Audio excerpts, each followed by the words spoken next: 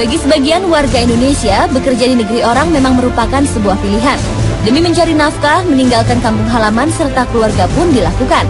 Namun musibah memang bisa menimpa siapa saja dan di mana saja. Seperti yang dialami oleh beberapa warga negara Indonesia berikut ini yang bekerja di luar negeri dan menjadi korban penembakan.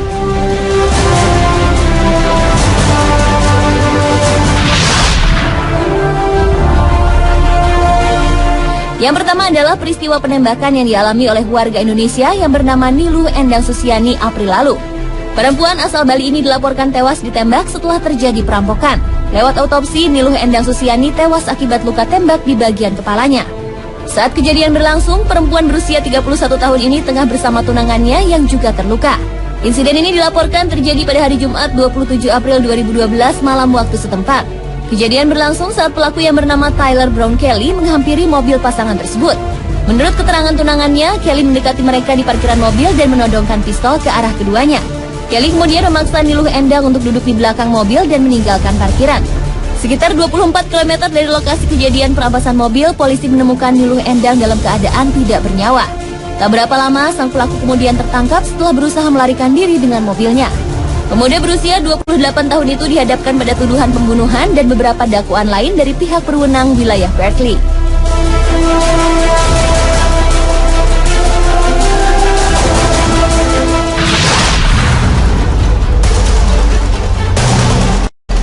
Penembakan berikutnya terjadi 3 tahun yang lalu. Musdi, ABD Sanu, dan Muhlis yang merupakan pekerja bangunan asal Sampang, Madura, ditembak di Danau Kota Putri Ijo, Kuala Selangor pada tanggal 17 Maret 2010. Menurut polisi Malaysia, ketiganya ditembak saat sedang melakukan aksi perampokan. Bahkan polisi mengklaim ketiganya merupakan aksi perampokan. Dari keluarga dan sahabat ketiga TKI tersebut mengungkapkan bahwa mereka bertiga diciduk oleh sejumlah polisi Malaysia saat sedang bermain internet di bawah rumahnya. Keluarga pun tidak tahu tujuan polisi membawa ketiganya. Keesokan harinya mereka baru mengetahui nasib ketiganya setelah membaca koran yang memberitakan kematian Musdi, ABD Sanu, dan Muhlis. Dalam berita itu, ketiganya diberitakan ditembak karena terlibat perampokan. Dalam kasus ini juga ditemui jahitan di tubuhnya sehingga diduga kematian mereka berkaitan dengan sindikasi perdagangan organ manusia. Beberapa LSM seperti Migran Care dan Suara Rakyat Malaysia telah melakukan investigasi independen atas kasus ini. Dalam kesimpulannya, baik Migran Care maupun Suara Rakyat Malaysia menemukan kesalahan prosedur dalam kasus penembakan TKI tersebut.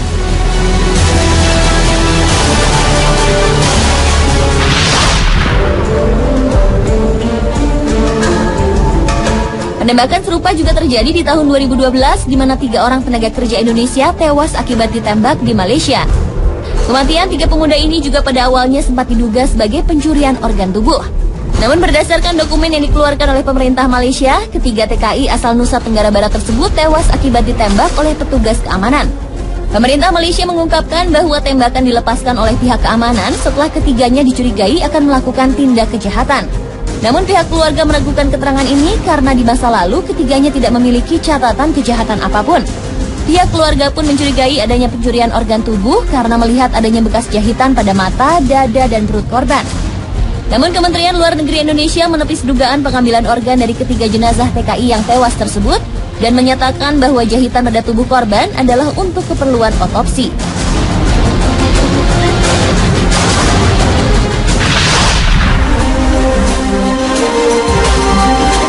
Yang terakhir adalah insiden penembakan yang memakan korban 3 orang warga negara Indonesia.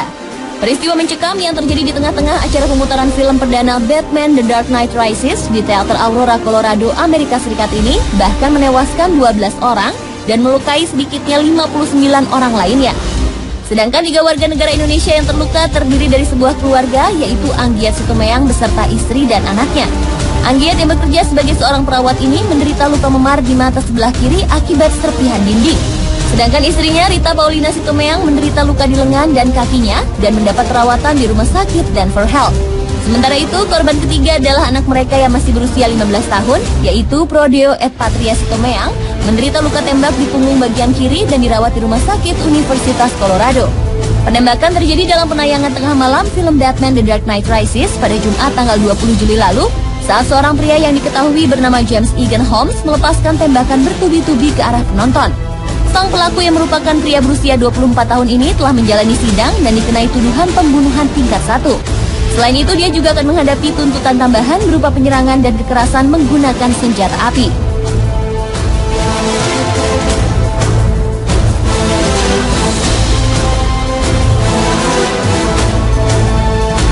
Pemirsa, itulah beberapa insiden penembakan yang menimpa warga negara Indonesia di luar negeri.